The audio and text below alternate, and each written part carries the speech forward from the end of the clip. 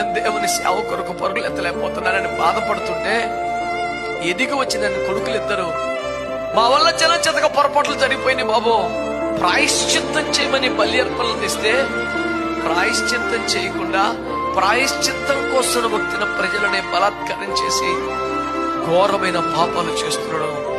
ఇది గమనించండి. ఇక్కడ వ్యభిచారం ఉంది, ఇక్కడ చారత్వం ఉంది, ఇక్కడ పాపం ఉంది అని ఎప్పుడైతే తెలిసిందే